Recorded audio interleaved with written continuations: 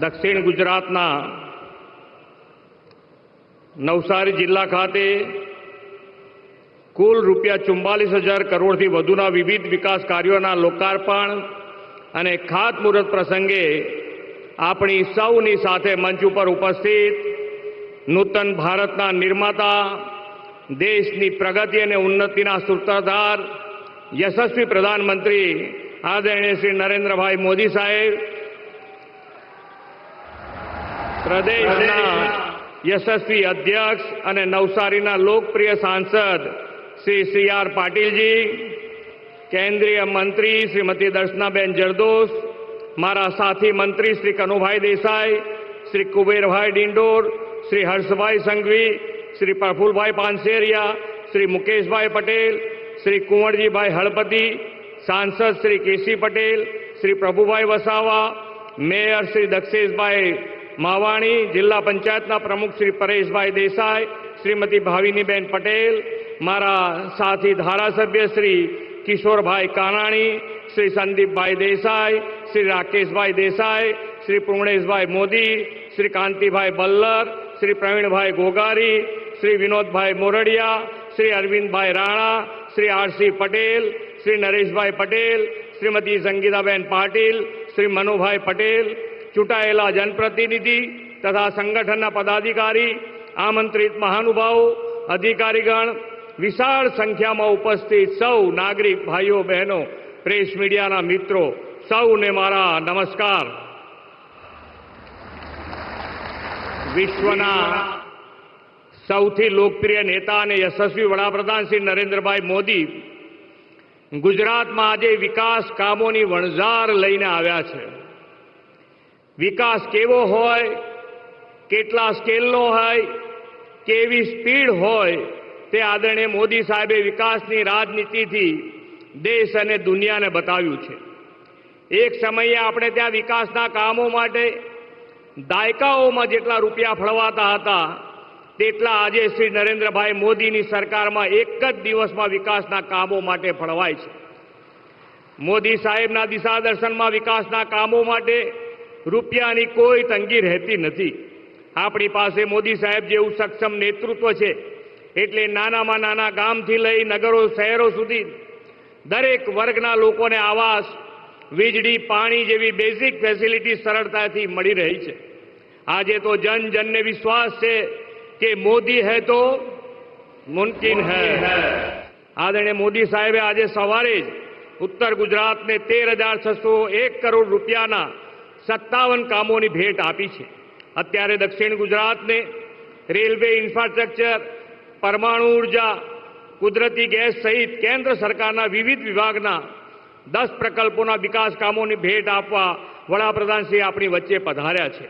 એટલું જ નહીં, રાજ્ય સરકારના જુદા જુદા વિભાગોના લોકહિત કામોના પ્રકલ્પો પણ તેઓ આપવાના છે. કેન્દ્ર અને રાજ્ય સરકારના કુલ 44,000 કરોડથી વધુના 121 બહુવિધ વિકાસ કામો આજે દક્ષિણ ગુજરાતને મળવાના છે. સમગ્ર ગુજરાત માટે આજે ઐતિહાસિક દિવસ છે. એક જ દિવસમાં 178 પ્રકલ્પોથી વિકાસ કામોની ડબલ સેન્ચુરી થવાની છે. એ માટે આદરણીય મોદી સાહેબનો ગુજરાતની જનતા વતી ખૂબ ખૂબ આભાર માનું છું.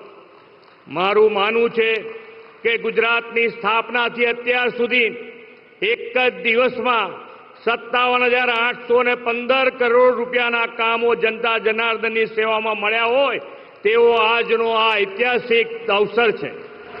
સામાન્ય માનવીની દરેક ક્ષેત્રે, દરેક વિસ્તારના વિકાસ માટેનું આ મોદી સાહેબનું કમિટમેન્ટ છે.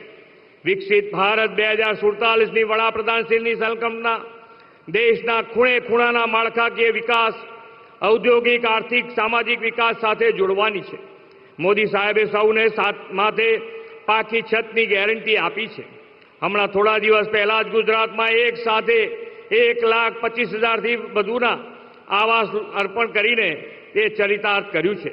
જે કહેવું તે કરવું અને જેટલું કરી શકીએ એટલું જ કહેવું એવી કાર્ય સંસ્કૃતિ તેમણે આપણને આપી છે. નક્કર વિકાસ કામોથી આજે તેમના નેતૃત્વમાં વિકસિત ભારતની દિશા મળી છે. વડાપ્રધાનશ્રીની લીડરશીપમાં ભારત વિશ્વની 5મી સૌથી મોટી આર્થિક મહાસત્તા બન્યો છે. અયોધ્યામાં રામલલ્લાની ભવ્ય મંદિરમાં સ્થાપનાની તો ભારતની વિશ્વ પ્રતિષ્ઠામાં વિરાસત બી અને વિકાસ બી ની વડાપ્રધાનની કલ્પના સાકાર થઈ રહી છે. વિકસિત ભારત 2047 માટે ઉન્નત અને આત્મનિર્ભર ભારતના નિર્માણનો પણ ધ્યેય વડાપ્રધાને રાખ્યો છે.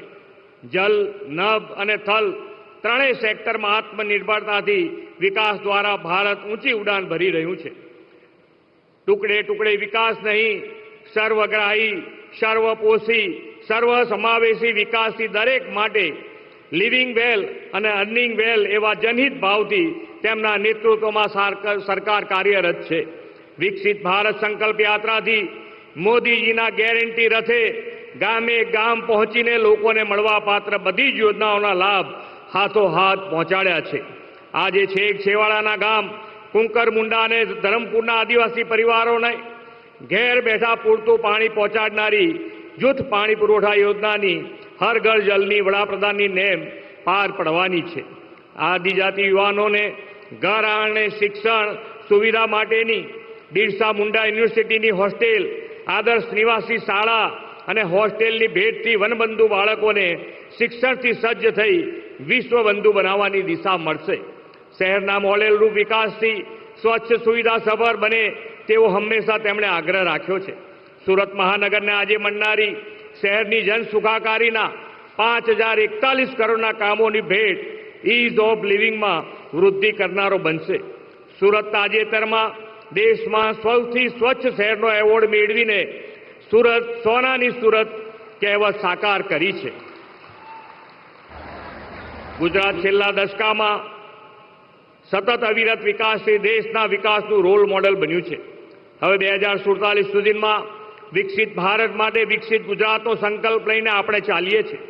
ગુજરાત દેશનું પ્રથમ રાજ્ય છે જેણે વડાપ્રધાન શ્રી નરેન્દ્રભાઈના વિકસિત ભારત 2047ના વિઝનને અનુરૂપ પોતાનું વિઝન ડોક્યુમેન્ટ તૈયાર કરીને એની ઉપર આગળ વધી રહ્યું છે.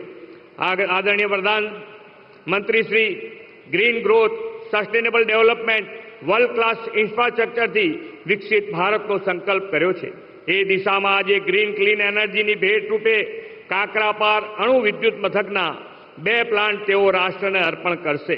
આવા અનેક વિકાસ કામોથી મોદી સાહેબની વિઝનરી લીડરશીપમાં આબને આબે તેવો વિકાસ આપણે સાધવો છે. આદરણીય વડાપ્રધાનશ્રીના નેતૃત્વમાં ભારત વિશ્વગુરુ બને એવો આપણા સૌનો સંકલ્પ છે. 2047માં દેશ આઝાદીની શતાબ્દી બનાવે ત્યારે ત્યાં સુધીમાં 10 દિશામાં વડાપ્રધાનશ્રીના નેતૃત્વમાં ભારતના વિકાસના પરચમ લહેરાશે એવા વિશ્વાસ સાથે વિરમું છું. ભારત માતા કી જય. વંદે માતરમ. જય જય ગરવી ગુજરાત.